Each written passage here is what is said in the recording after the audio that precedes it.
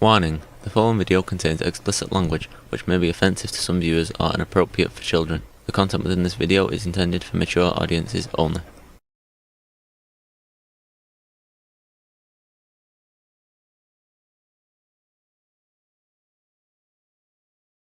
Warning: this video contains spoilers for the 1998 movie, The Big Lebowski. This video may also contain images of Julianne Moore's bare breasts. You have been warned. Viewing beyond this point is a choice that you have made. Thank you, and please have a nice day.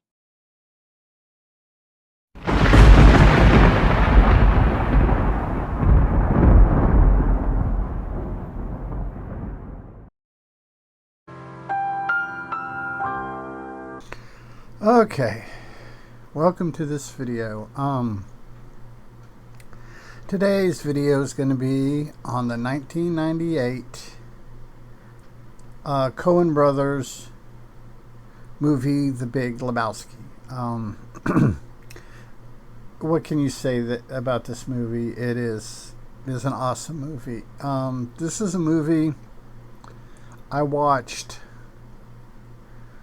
when it came out in theaters and was taken by it, enjoyed it. But it wasn't until the dark days of 2020 that I really got a chance to watch it. And I mean, watch it multiple times. It felt like I watched it, and my wife can tell you, probably 4 or 5 million times. In actuality, probably about 7 or 8, maybe 10. So this movie, the beauty of this movie, what makes this movie work is the fact that we don't get to see the beginning of the plot nor the end of the plot. All we do is follow one of the characters in the overall story, and that is the dude. Jeffery Lebowski, played by Jeff Bridges. Once his part in the story is over, we're out. The movie's over. We don't know, or we're never told what causes the events that start the dude on his journey that we get to watch. Walter, his friend, played by the ever funny John Goodman. Donnie, played by Stephen Buscemi, who Stephen Buscemi is one of those character actors that is just, whatever character he puts on, he's that character. He makes you believe it. I think his strongest performance was in Boardwalk Empire. Con Air is the first time I saw Steve Buscemi. But yeah, he's one of those character actors that puts on characters like we put on underwear. I mean, he can play a psychopath in one movie, then turn around and play a guardian angel the next, and make both of them just believable. Julianne Moore is there. She plays an avant-garde artist, Mon Lebowski, no relation to the dude. We have the ever great Philip Seymour Hoffman as the servant to Brandon is his name, and he is the waiter, foot person, suck up to David Huddleston's character, who is, for lack of a better term, the Big Lebowski. The Jeffery Lebowski shares the same name with the dude. We get introduced when the dude is coming home from bowling league, gets clobbered by some thugs because they think he is the Big Lebowski. But these thugs are idiots, as most thugs are, and they don't realize is that the dude is obviously way too poor. You have the opening, or I should say the when we first get to know the dude. Now the opening is narrated by the ever charismatic actor Sam Elliott. This is just he shows up in the movie at the bowling alley a couple times,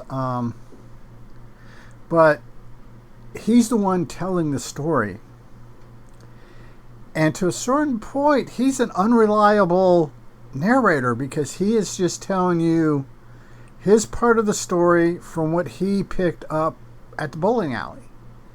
And that's what we're getting. We are getting, and a lot of times, second, third-hand information that Sam Elliott, the narrator, is telling us. Which makes for interesting because Sam Elliott isn't crucial to the actual story narrative. He's just telling us.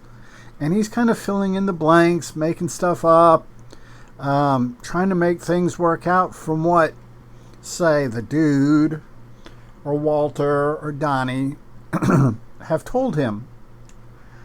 So, like I said,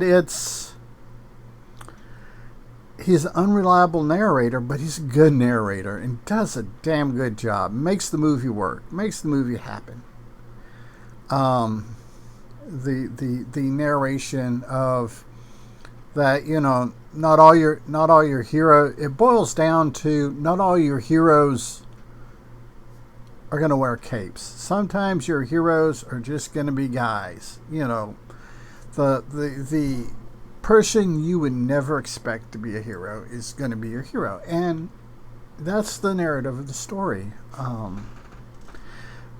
Like the one thing I find humorous is all the movies like Fargo and stuff like that. Steve Buscemi has been involved with the Coen brothers. His character dies. To date, I don't think there's a Coen brothers movie with Steve Buscemi in it in which Steve Buscemi's character makes it to the end of the movie alive. If there is, and I've just overlooked it, let me know in the comments below. Like I said, to the best of my knowledge, Steve Buscemi's character in a Coen Brothers movie has never made it to the end. So, yeah, this follows the plight of the dude simply because, hold on, I gotta readjust. The plight of the dude because the thugs that mistake him for the Big Lebowski micturate all over his rug, his area rug. And basically, if you haven't seen the movie and you don't know what micturate means, it means one of the thugs pissed on his rug. And the dude's not happy about it. And we go through a series of unfortunate circumstances involving the dude, who he goes and goes, look, your wife's fucking around on you. She owes this dude a bunch of money. They fucked up my rug, and I think it's only right that you kind of reimburse me for it. And the Big Lebowski, David Huddleston's character, basically blows him off. So he steals the rug. Come to find out, that rug was actually presented by Julianne Moore's character, Modlowski, the Big Lebowski's biological daughter. Like I said, no relation to the dude. Basically, she decided that she wanted the rug back because she had originally given it to her mom, who was married to the Big Lebowski, who passed on, and she decided that she wanted the rug back. So she gets involved, and throughout everything, she decides she wants the dude to impregnate her, and that's all she really wants to do. She doesn't want to marry him, doesn't want him in the kid's life, just wants his DNA inside of her. But and through the course of the thing, I'm trying to keep spoilers to a minimum, but yet make a decent length video without making it too big. It's kind of crazy sometimes. Just the way the silly putty between the ears works. We go through a series of unfortunate circumstances, and in the very end, the dude doesn't get the rug. Donnie dies. Spoiler alert if you didn't figure that out from earlier in the video. Donnie dies. We have a somewhat sincere funeral with John Goodman's character Walter and the dude. His ashes wind up in a coffee can, and they kind of scatter them, and we find out a little bit more that Donnie was actually a badass. And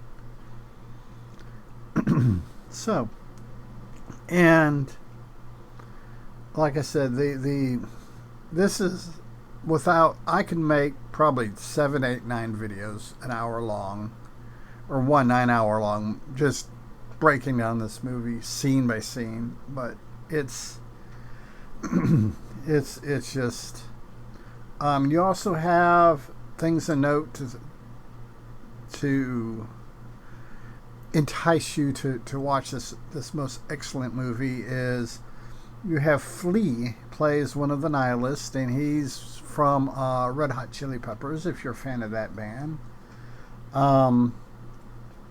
Tara Reid plays the Big Lebowski's trophy wife, Bunny Lebowski, and she is very openly frank about her fucking around on her husband. She knows she's a trophy wife. She knows that she won't get divorced, so she's doing whatever she wants to do, whoever she wants to do with it. There's a scene by the pool near the beginning of the movie in which basically she tells the dude, you give me some money and we can fuck. And if Brandon gives me some money, he can watch us fuck. That whole scene plays out, and as he starts to walk off, she asks him where he's going, and he replies, "I'm going to the ATM." So it's like I said, there are moments through that. John Goodman, the Walter character, Vietnam veteran, suffers severe PTSD. This anal about a lot of things, conspiracy theorist, and just he's out there. Donnie is kind of the everyman, the person who's not really the everyman, I shouldn't say. Donnie is kind of the person who's always just on the wrong. When everyone else goes around the corner, he's the last one to make it around the corner. He's that guy. And Buscemi plays the part just perfectly. It's just, like I said, he plays a psycho killer in Con Air. Beautiful portrayal. Plays Donnie in this movie. Just something that was pointed out to me, and I hadn't noticed it until it got pointed out to me, so I'm going to point it out to you. The entire movie, our trinity of the dude, Walter, and Donnie. The only one you actually see bowling is Donnie. Walter, you never see Walter or the dude throw a ball down the lane. You see him at the bowling alley, you see him with the balls, you see him talking, ordering beer and stuff, but the only one you see throwing a ball down the lane is Donnie. And that is, when you come to the realization of that, you're like, wow, you know, it's those little things that that film writers, directors, all those people, they get together and they put them in there for us to discover, you know, little Easter eggs, little things like that. Julianne Moore's avant-garde artist is wonderful. It's very 90s. During the 90s, spent a lot of time going to Houston and spent a lot of time in Houston getting to know some people down there. And the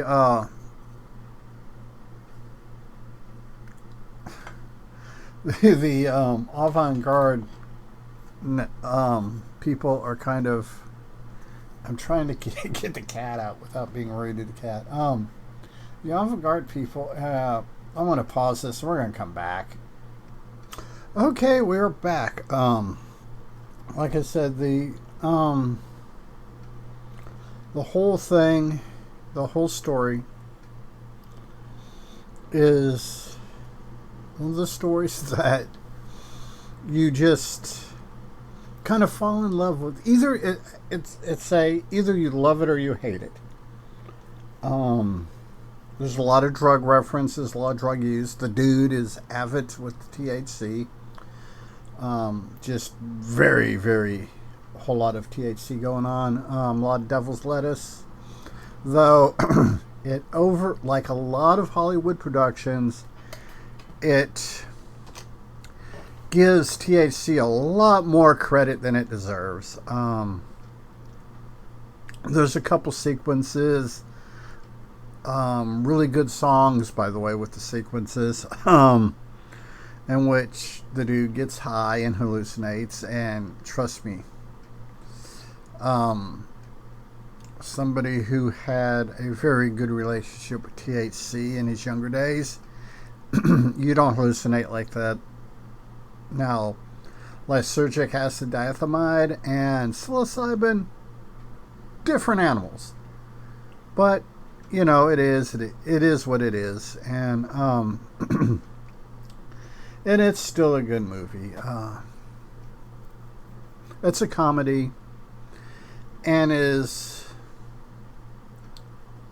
well worth it if you want just a good laid back comedy, and especially being Gen X, it is us at our most X. The laid back, chill, take life as it goes. You fuck with me and it's game on. This is really a fuck around and find out movie. Unfortunately, it doesn't end well, or it kind of ends well.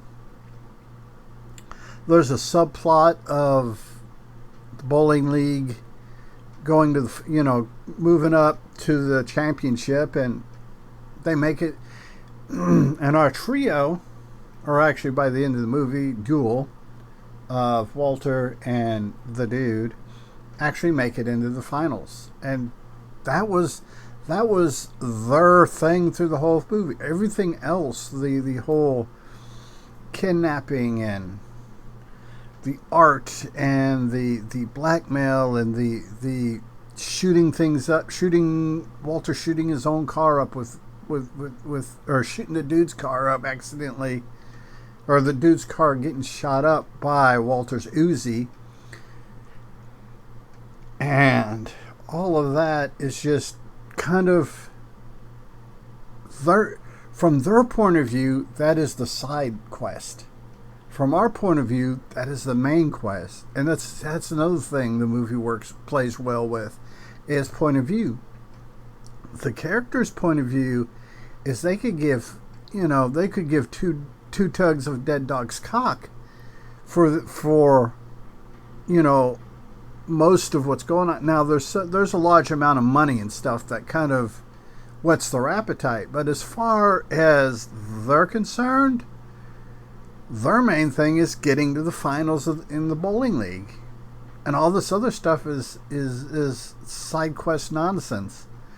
And from our point of view as the viewer of the movie, the like I said, the kidnapping, the urinating on the rug, the getting kidnapped and roofied by the porn producer, and all that good stuff is kind of just, for us, that is the main, that's what we're there to see. They're there to try to bowl their way into the finals, maybe win the championship. So, but because we're experiencing more or less the Big Lebowski story, the Bunny Lebowski story, the Maud Lebowski story, and the dude in them are background characters that come to the forefront for the small period of time, then they recess out of the story. It is a very interesting story narrative, very interesting way to tell a story. So if this kind of thing is your thing, especially if you're a fan of Steve Buscemi or John Goodman, Jeff Bridges, Julianne Moore, and even, like I said, the always great Philip Seymour Hoffman, R.I.P. So yeah, this is a laugh out loud, laugh every minute of the movie. Your lungs feel like they're gonna blow out of your chest. Good. And that's pretty much what I have to say about that. So until next time, be a good human, be good to other humans, and always peace. Hey, it's 10 p.m. Do you know where your children are?